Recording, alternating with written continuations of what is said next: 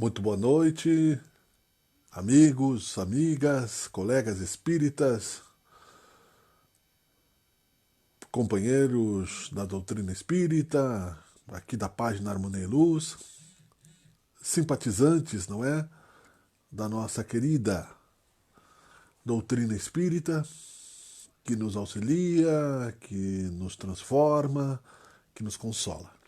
Estamos abrindo mais uma página da história do Centro Espírita Harmonia e Luz nas nossas lives constantes aqui, que ficam aí para serem analisadas e refletidas por todos nós ao longo do tempo, nessa constante divulgação do Evangelho, da filosofia, da religião espírita.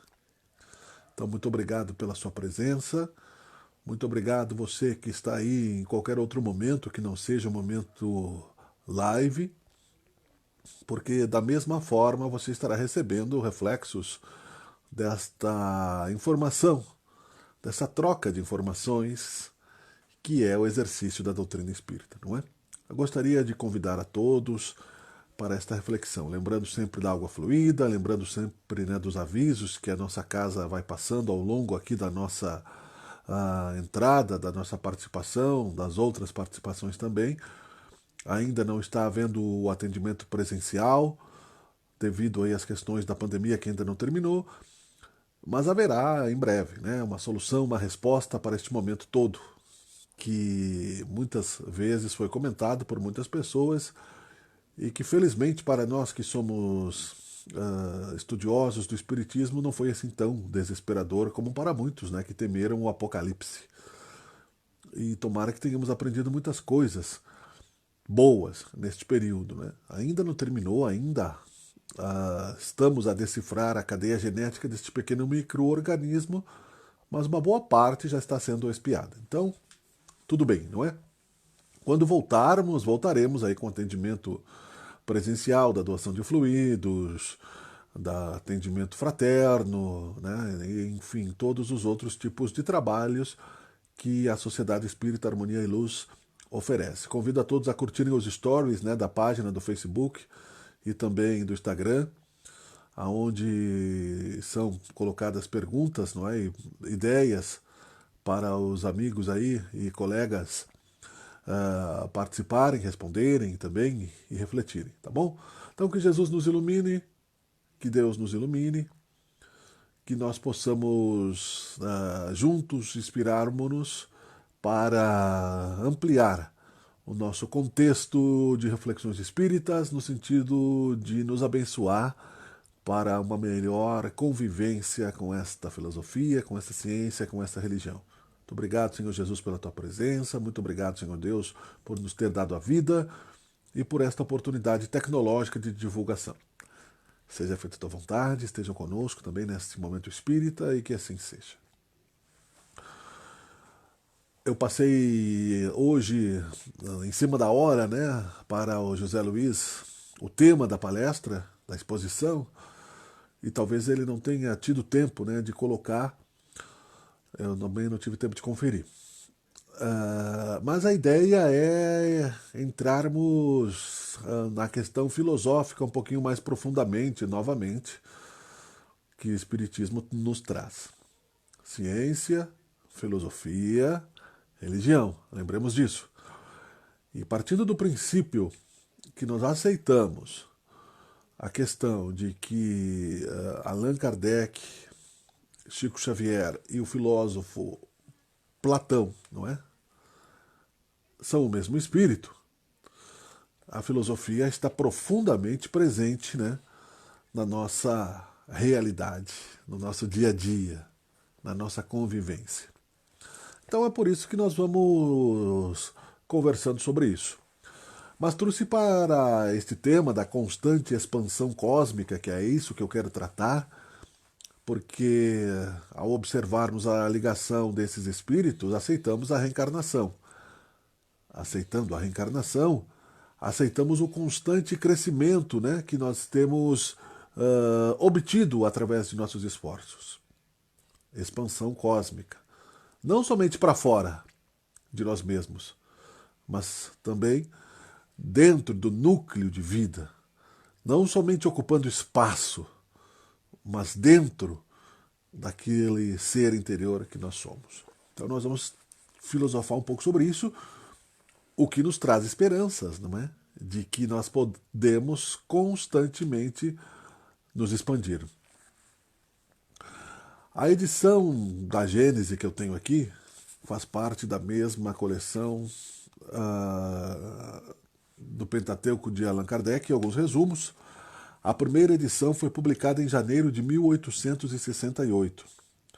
A obra constitui um passo à frente nas consequências e aplicações do Espiritismo. É isso que nós queremos falar, sobre a nossa expansão, consequências e aplicações cósmicas na vivência espírita. Conforme indica o seu título, ela tem por objeto o estudo de pontos até hoje interpretados de modos divergentes, até 1868, mas que perduram até 2020, infelizmente, não é? Não há concordância nisso aqui ainda. A Gênese, os milagres e as predições. Em suas relações com as novas leis que decorrem da observação dos fenômenos espíritas. Dois elementos, ou se preferem duas forças, regem o universo. O elemento espiritual e o elemento material, que é o que nós temos dito que basicamente Allan Kardec definiu na filosofia espírita para facilitar a nossa compreensão o que Platão dizia, o mundo das ideias e o mundo material. Ou seja, o mundo das ideias seria o mundo do espírito, o que Chico Xavier também seguiu, não é? O mundo espiritual e o mundo material, definindo, resumindo basicamente os primeiros planos, né? Como você faz quando uma criança pequena está em casa e está expandindo-se para além do berço, né? Primeiro ela vai compreender o seu quarto, ela tem contato com os pais, né? A primeira coisa que ela vai gravar, refletir e vai ter como referência no seu cérebro é o quarto onde ela vive. Depois ela vai conhecer a sala, depois ela vai começar a engatinhar pelo chão e vai começar a conhecer os móveis, e aí ela vai começar a ver o pátio da casa, vai ver a rua, então ela vai perceber que o universo, a vida vai se expandindo, e ela vai, né, e ainda assim de forma indefinida, né? Boa noite, Denizar. Obrigado, querido. Estamos juntos. Então, boa noite aos amigos todos que estão aí também, né? Vamos entendendo que esta expansão cósmica constante, ela é tanto física quanto espiritual. Você veja que, por exemplo, quantas ruas nós não andamos ainda na nossa cidade, né? Vamos pegar as pessoas que nasceram aqui em Caxias do Sul, por exemplo, que é o meu caso. Em 50 anos, meio século de vida em Caxias do Sul, eu não conheço todas as ruas. Eu não sei de cor todos os bairros. Tem pessoas que nasceram na cidade, nós temos 500 e tantos mil habitantes, que nós não conseguimos conversar ainda. Que nós não temos ciência do universo dessa pessoa, como ela vive, como ela é, de onde ela vem, qual é a objeção, a objetividade do seu espírito, né? E quais são as objeções diante da vida também, não é? Qual é a sua religião? Cada um de nós é um universo. Isso falando materialmente, né? Então você considere todas as outras cidades, todas as 7 bilhões de almas encarnadas e todas as possibilidades de cidades, de países, não é? Então, vamos nos expandindo. Saímos do homem como centro do universo, chegamos à Terra como centro do universo, achamos que o Sol era isso numa graduação da descoberta científica, que era o centro do universo. Chegamos a achar que a Via Láctea era o centro do universo e já não sabemos mais agora, né, onde é que está o centro do universo, né? Alguns dizem que é Urântia, mas isso é uma outra questão, né? O universo, para nós, temos comentado, né, não tem alto nem baixo porque é uma respiração cósmica, não é? Deus está além desta matéria. Mas Platão, os filósofos posteriores a ele, né? Vou referenciar um pouquinho da biografia de Platão, porque ele também, como discípulo de Sócrates, né, o filósofo, fizeram parte da construção da filosofia grega, e Sócrates é considerado um pré-cristão. Platão era discípulo de Sócrates, né? O filósofo Platão. Aqui neste livro, os pensadores têm os diálogos de Platão, né? Escrito por outros, né? Eutífron, ou da religiosidade, Apologia de Sócrates, Críton, ou do dever, Fédon, ou da alma, né? que eram discípulos que escreviam sobre o mestre, Platão. E ele trazia aí a sua preocupação com questões que muito tempo depois, e muitas pessoas ainda hoje nunca pararam para pensar quais são os seus deveres, né? Religiosidade, né? Religião. Esse livro aqui é um livro da nova cultura, tá? Não é um livro espírita. Ó, então a preocupação, uma delas, é a religião, né? A outra, o dever, né? Ciência é dever, a ciência política, né? A política é uma ciência. A ciência social, a sociologia. A gente fala em ciência, acha só que é a tecnologia das máquinas. Não, ciência, quando o espiritismo fala em ciência, é ciência, filosofia, religião, né? A base do tripé espírita construído por Allan Kardec. E já havia essa preocupação em Platão, se nós analisarmos mais profundamente. Então, e neste livro, não por coincidência, porque não existe coincidência, provavelmente os editores estavam sendo intuídos por alguém, né? Está ali, os diálogos de Platão. Eutífron fala sobre a religiosidade, né? O espiritismo é a religião. Apologia de Sócrates, né? Ou seja, Platão falando sobre seu mestre. Criton, ou do dever. O dever é a nossa compreensão sobre a ciência, sobre a política, sobre a participação social, sobre as tecnologias, a utilização delas, né? Como você comprar uma tecnologia e não ler o manual, né? Então você tem o dever de saber, né? Ali diz, até você perde as garantias se você não lida corretamente com a ciência. Então, não é só tecnologia, sociologia é ciência, psicologia é ciência, psiquiatria é ciência, né? Então, tudo isso faz parte, né? Então, quando dissermos, psicologia, o espiritismo é bastante psicológico, sim, a psicologia é uma ciência, né? Então ela se encaixa nas ciências, né? Como se tinha aí na pedagogia das primeiras séries, antigamente, ciências era tudo, a biologia é ciência, né? A formação das glândulas, quando vamos estudar as glândulas, a pineal, por exemplo, é ciência, né? É psiquiatria também, porque influencia nas questões orgânicas e das glândulas, sim, mas está resumido na questão das ciências, né? Platão já falava sobre isso também. E a alma, né? Falando também sobre o mundo espiritual, né? Filosofando, então, no caso, porque aí não se tinha aí, como não se teve em muitos outros momentos, a total visão do mundo espiritual, que depois, em algumas outras sociedades, teve muitos fenômenos mediúnicos. Jesus Cristo trouxe muitos desses fenômenos para a explicação e para a história que João Evangelista e os outros fizeram com que chegasse até nós. Allan Kardec explicou basicamente, né? Basicamente não, profundamente. E Chico Xavier então expandiu com mais de 500 livros essa questão. Então veja como foi expandindo o mesmo espírito no mesmo planeta a consciência cósmica, não é? Aqui sobre Platão, neste livro, né, Vida e Obra, sobre Platão ainda estou falando, tá? Que nós consideramos, né, uma das encarnações de Chico Xavier e de Allan Kardec. Outrora, na minha juventude, experimentei o que tantos jovens experimentaram. Tinha o projeto de, no dia em que pudesse dispor de mim próprio, imediatamente intervir na política. Quem assim escreve, em cerca de 354 a.C., é o septuagenário, né, de 70 anos, Platão, numa de suas cartas, a carta 7, endereçada aos parentes e amigos de Dion de Siracusa.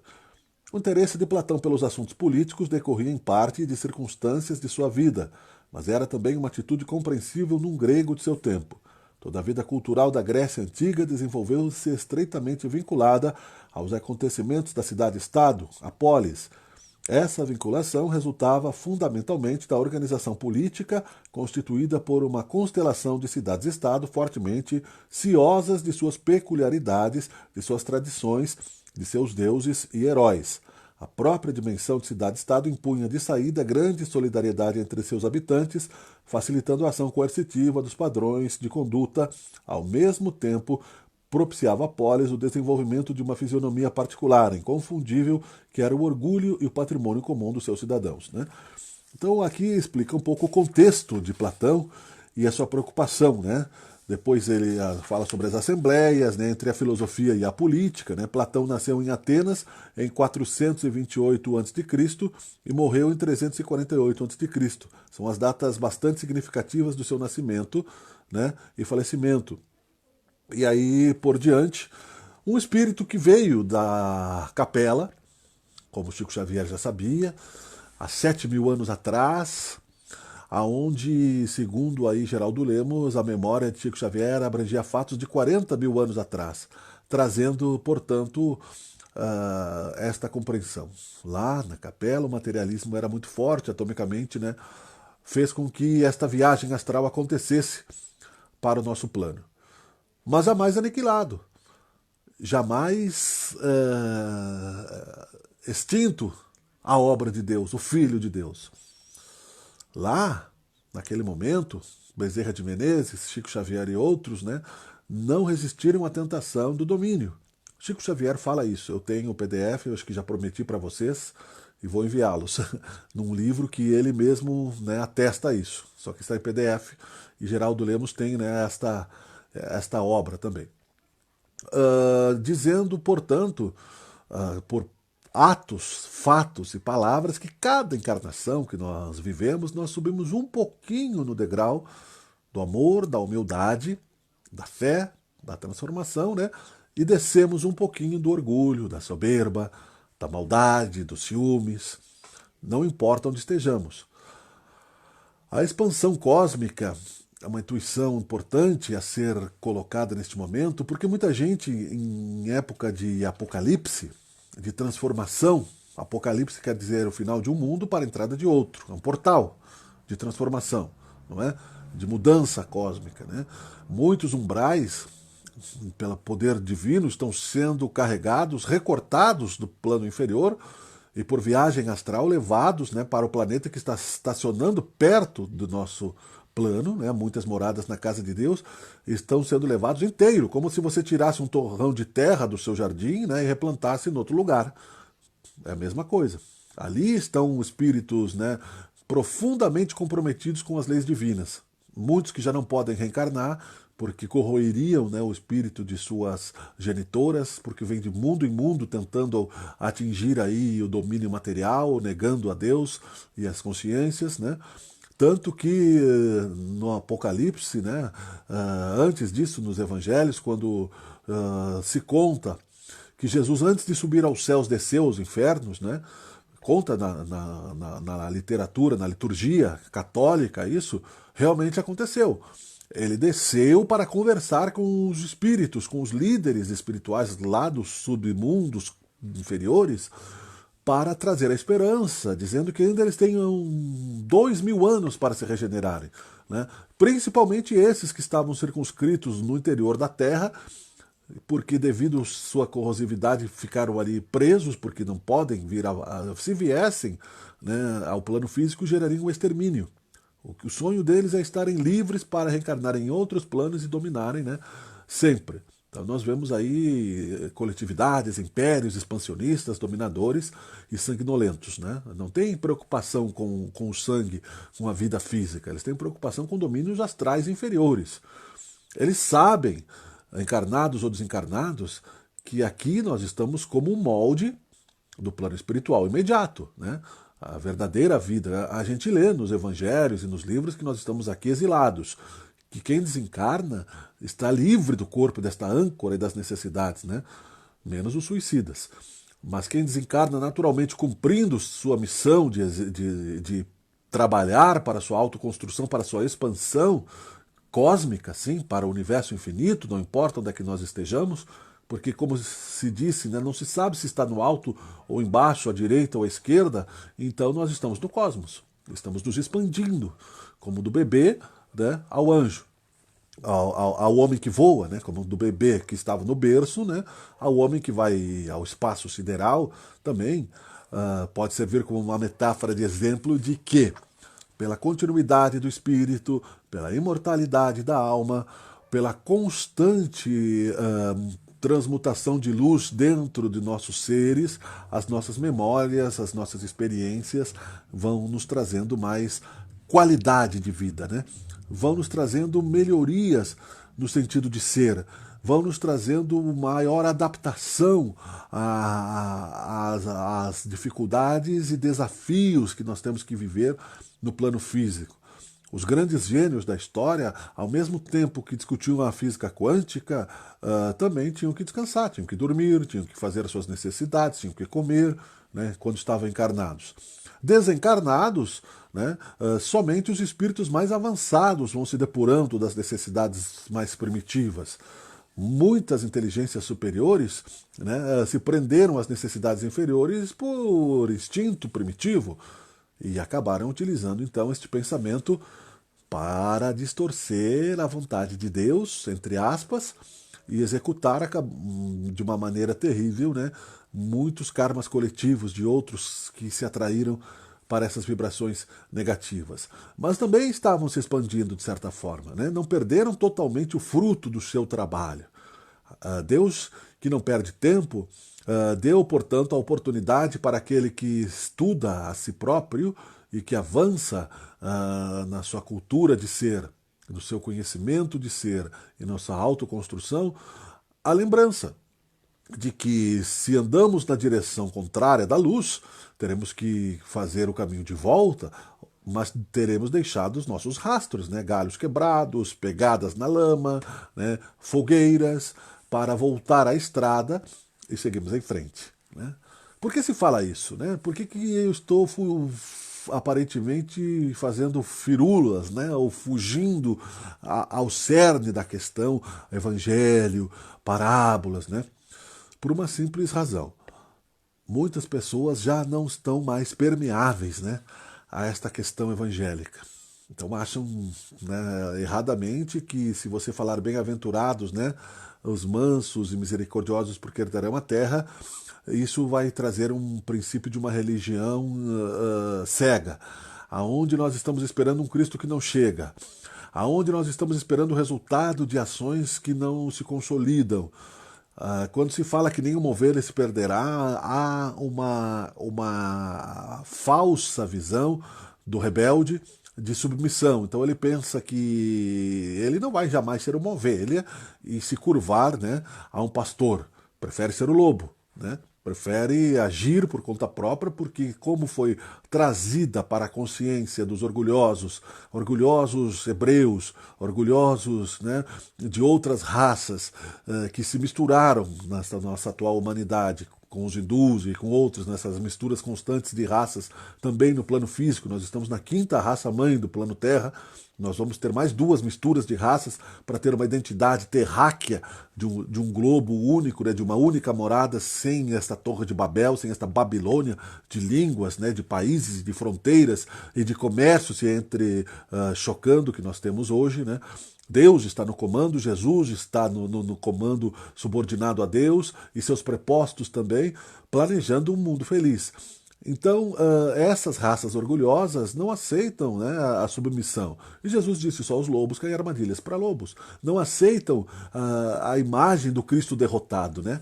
E para que atrasassem este processo de progresso, porque eles não gostam do progresso, porque eles preferem o domínio orgulhoso, né? E talvez tenhamos participado disso em alguma de nossas vidas, mas como a expansão é constante e Deus permite o retorno do filho pródigo, nós voltamos, refletimos e recomeçamos em várias vidas, né? Chico Xavier teve mais felicidade do que nós neste planeta, porque seguiu aí as linhas, né, mais avançadas no sentido de ser realmente coerente com os princípios psicológicos de avançar na direção de Jesus, né? Como João Evangelista também, né, o mesmo espírito, etc.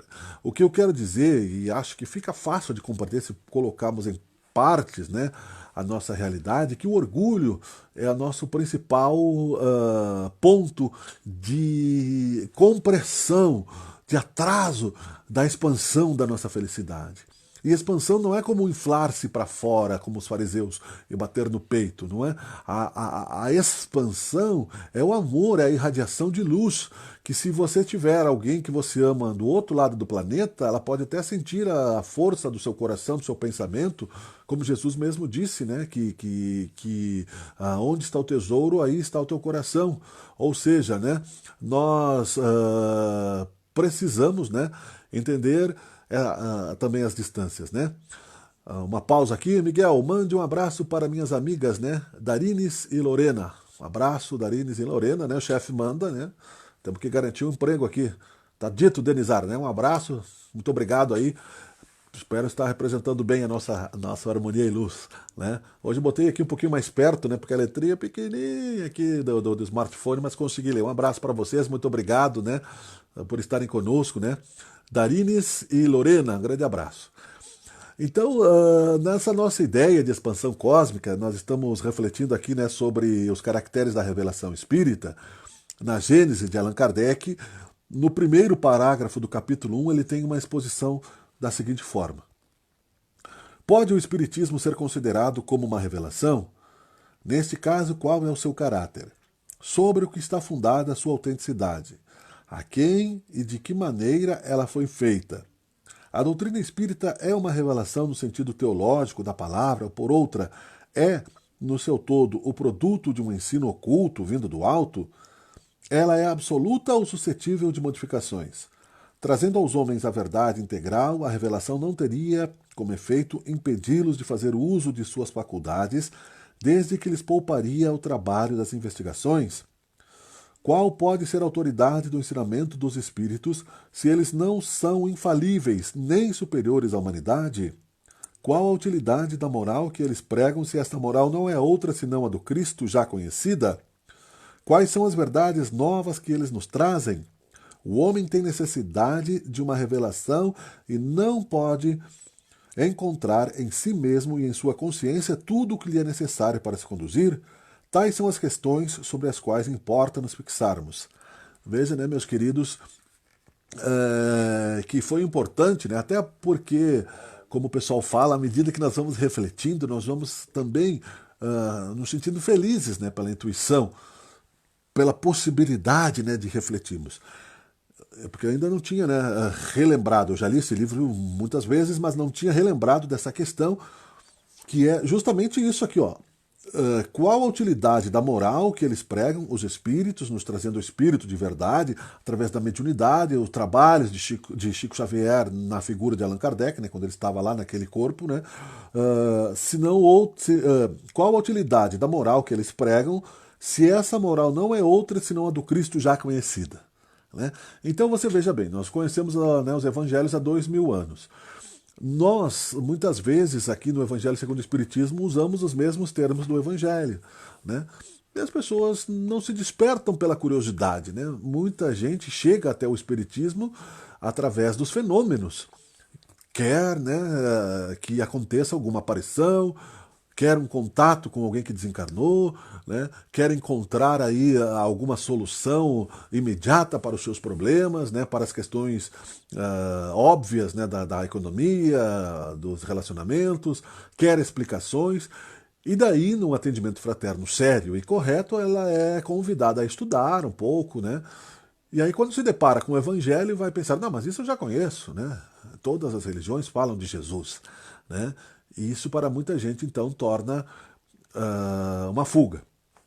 Então, o orgulho, ele só será vencido nessa nossa expansão cósmica quando as pressões do nosso negacionismo à moral cristã abrirem o nosso coração para entendermos a bondade de Deus, que foi por isso que Jesus Cristo encarnou, para representar a bondade, né? Ele desceu, né, da sua vibração livre, ficou um tempo fazendo a sua preparação toda, né? Ou seja, ele era comparativamente uma águia que se prendeu numa gaiola por vontade própria, num viveiro para conviver conosco, que não tínhamos capacidade de voar ainda, né? Porque as nossas asas foram cortadas devido, né, à nossa rapinagem, e conviveu com nós, nos mostrando o caminho, a verdade e a vida. Numa outra visão mais positiva do seu evangelho, estaríamos nós, se não tivéssemos aí a compreensão da humildade de Jesus Cristo, felizes, se por acaso saíssemos, né, a pregar e falássemos uma coisa e as pessoas fizessem outra? Como nós aceitaríamos isso, né? Você sai, você diz, olha, o caminho é esse, esse e esse. Fôssemos crucificados, fôssemos, né, espancados, Os apóstolos passaram por isso, né? São Paulo passou por isso, outros tantos, né? São Pedro foi crucificado de cabeça para baixo. E até hoje ainda acontece isso, né? Você está errado.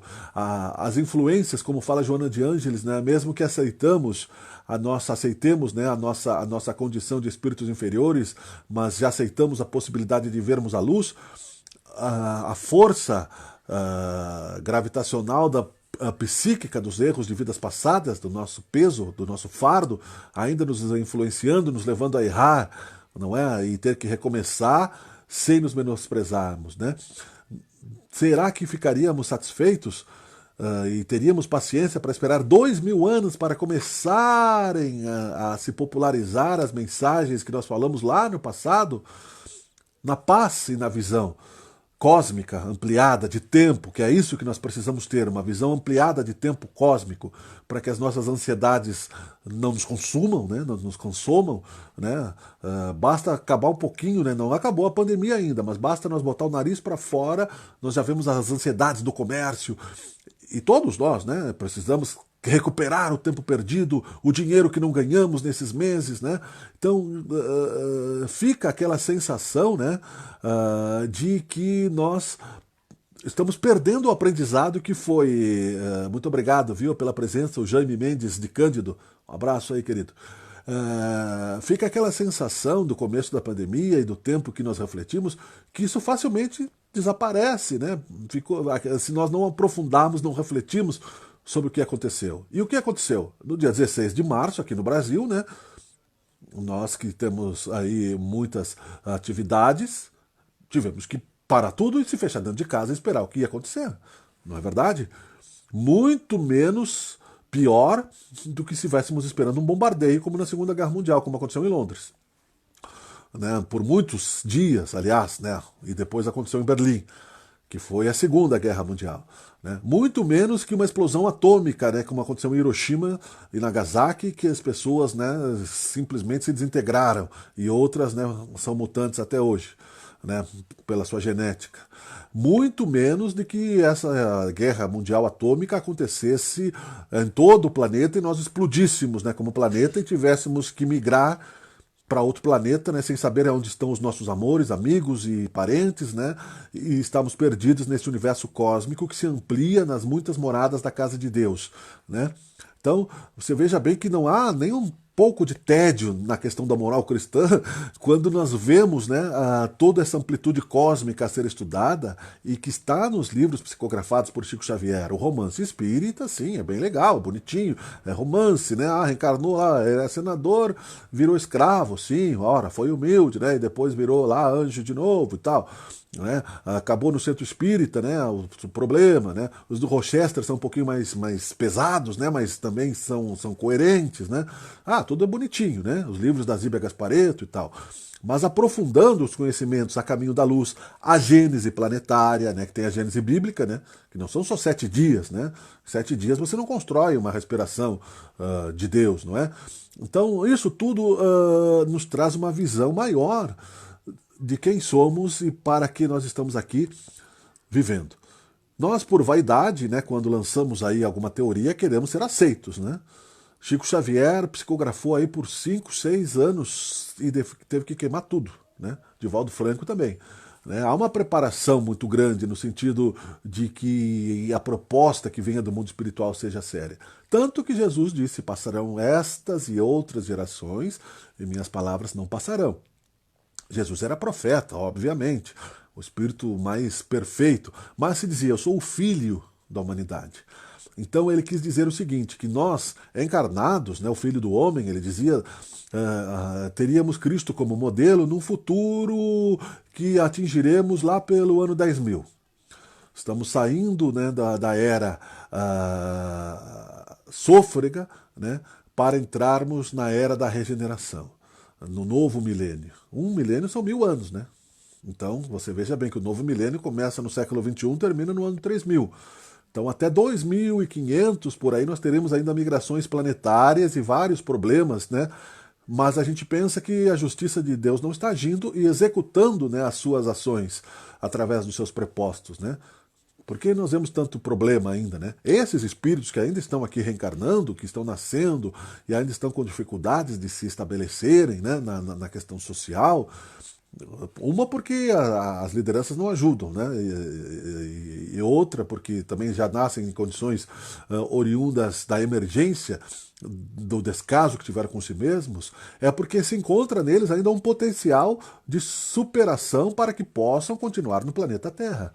A grande parte do exílio espiritual para o outro planeta, que está fazendo o papel de transporte físico, né, de partes inteiras dos nossos umbrais inferiores, né, como dissemos, né, que a fé remove montanhas, dizia Jesus.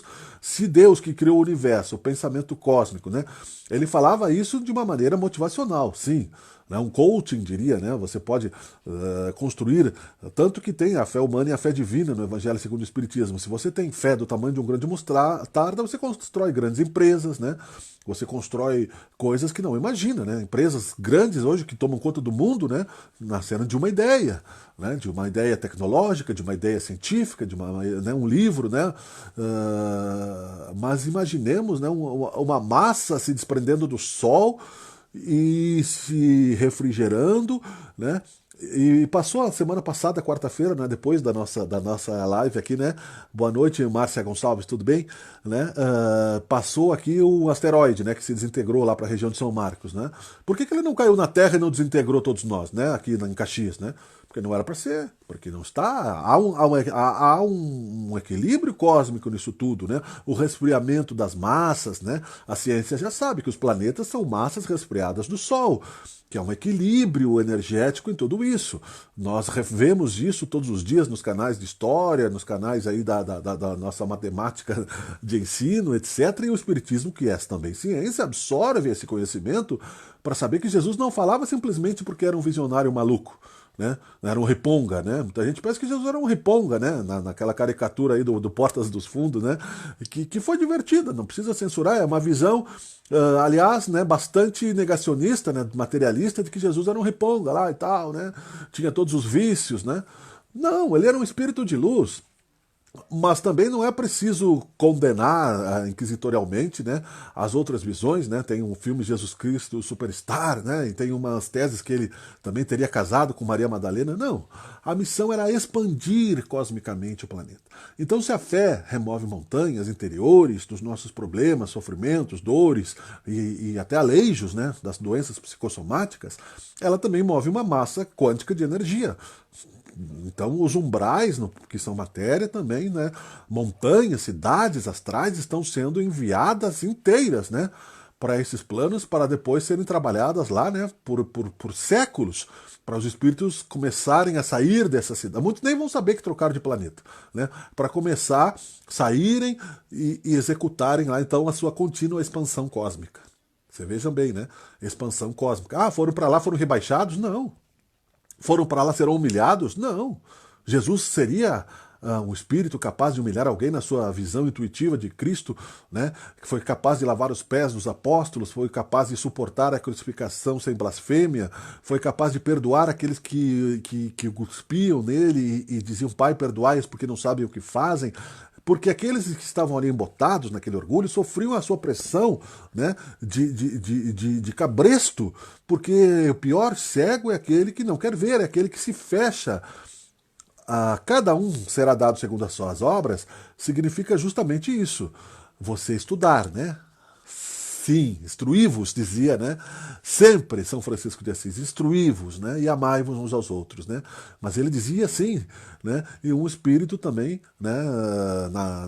Na mesma linha, né, evolutiva do Chico Xavier, porque segundo aí, né, a literatura divulgada por Geraldo Lemos, com Viva do Chico Xavier, como temos repetido, né, o mesmo espírito, em várias reencarnações. Então, instruí-vos, né, estudai-vos, né, amarmos significa transmitirmos o conhecimento, encontrarmos atalho, termos paciência. Mas é preciso ir além da dependência do outro, né? É preciso expandir com o seu próprio esforço, porque você não vai receber o mérito do outro. Nós não podemos salvar nem os nossos filhos, né? Se chegar o momento, né, da despedida temporária, porque nada é para sempre, mesmo que pode levar milhares de anos, né? E milhares de anos já se trata com naturalidade dentro da visão espírita, porque nós já sabemos que a vida é imortal, infinita. Então, se você fizer uma viagem astral para um planeta inferior e tiver que se regenerar lá, e alguns ficarem no plano Terra para se regenerarem aqui, né, e encontrarem a felicidade aqui, e houver essa temporária despedida, né, o que vai acontecer? É o despertar do amor, da saudade, né, como acontece ainda quando nossos familiares desencarnam e nós não temos contato, né? Mas como esse contato vai ser acelerado, vai ser fácil, lá nesse plano eles vão precisar desta dúvida para poderem encontrar, né, a sua própria luz interior. Sem a luz interior nós não iluminamos nada, né? A candeia embaixo do alqueire, como dizia Jesus, é você iluminar-se de dentro para fora e transmitir isso por gratidão, expandindo-se ao infinito, né? Um dia seremos, né? Então, lá pelo ano 3000, 4000, a sexta e a sétima raça. O que é a sexta e a sétima raça? Como fala Edgar Armond no livro Exilados da Capela. As raças mães, não é? Vieram muitos espíritos de vários orbes, né? Muitos dos Exilados da Capela, mas de outros planetas, e assim é no universo inteiro. Assim como os países, né? Nós temos aqui no Brasil muitas raças misturadas, né? Poucas são as raças nativas. À medida que nós vamos nos globalizando, que as questões comerciais vão se interligando, que as teias das relações vão avançando, né? Nós vemos muitas vezes um brasileiro que casa com uma australiana e adota uma japonesa, né? E a japonesa que casa com um homem africano, né? E vão morar nos Estados Unidos. E assim por diante, né? Então vai chegar o momento que essa mistura vai ser tão grande que fisicamente nós teremos uma única raça. Geneticamente somos todos irmãos, todos parentes, né? Não vai haver essa mistura de raças, né? Seremos então e depois a sétima raça, né? Aí onde todos estaremos como o Espírito de Jesus, com os poderes, né, da cura espiritual, da cura psicossomática, do contato com o mundo espiritual, com a mediunidade, construindo aí dentro do mundo material a felicidade relativa. Ainda teremos que desencarnar, ainda teremos muitas descobertas por fazer. Justamente para vencer esse tédio, que era uma preocupação aqui na Gênesis, vocês vejam bem, dos espíritos, que eu vou repetir só a primeira pergunta, tá? Que pode ser a autoridade do espiritismo, né, e do ensino dos espíritos, se eles não são infalíveis, ou seja, pessoas como nós, né? Já sendo Sócrates, né? Sendo Platão, né? Sendo, né, oriundos daí também pela força de Jesus Cristo, sendo Cura d'Ars, que era também outros que estão no Evangelho segundo o Espiritismo, não é? Que utilidade da moral que eles pregam, se essa moral não é outra senão a do Cristo já conhecida. Ou seja, 2000 anos, né, a pergunta mais ou menos quer dizer isso. Você vem aqui 2000 anos depois falar a mesma coisa que o cara falou lá, né? Para que e nós não aprendemos, ou já sabemos de cor e salteado, não é? Para que me serve você ficar repetindo a mesma questão, não é? Porque muda o ponto de vista, que disse Sócrates. Abre-se o véu dos mundos espirituais, retira-se o mistério da fé, não é? Encontra-se os caminhos da mediunidade, né? Testa-se aí as questões, né, de que você não precisa somente ser como São Tomé, ver para crer, né? Mas você aprende a sentir que você é um ser imortal. Você começa a entender o porquê das questões da sua dor e sofrimento, como falou Leon Denis logo depois da aparição de Allan Kardec e do seu desprendimento para o mundo espiritual, no mesmo período na França também, né? Intuitivamente falando, um filósofo espírita de grande importância para o espiritismo até hoje, o problema do ser, do destino e da dor, né? Que deveria, aliás, ser tema de filosofia profunda hoje em dia, né? Do ensino avançado, não somente, mas do ensino, colocar essas questões no dia a dia, né? Você falar, porque isso semeia, você pensa que é como uma árvore grande, né, que você tem no seu quintal e que ela vai deixando as sementes e que vão nascendo as mudinhas, né? Então, é assim que também a filosofia se faz, a cultura espírita, né? Você conversando, não, você vai falar só fechadamente, né? Só, né? Porque isso. Mas você conversando no dia a dia com as pessoas, com os amigos, em casa, né? As palavras são sementes, frutos, a filosofia, e ao nosso redor o terreno pode ser mais fértil do que nós imaginamos. Os nossos filhos, os nossos amigos, os nossos vizinhos e as mudinhas, né? A parábola do semeador. E é essa a compreensão que nós temos que ter também do que Cristo queria dizer, né? Sairmos e expandirmos, né, esta visão. Porque não achemos que o mundo pensa como o espírita que já está aí desde 30 anos estudando o espiritismo e que todo mundo pensa como a mesma naturalidade, né? Nós achamos, não, mas a pessoa está sofrendo por quê?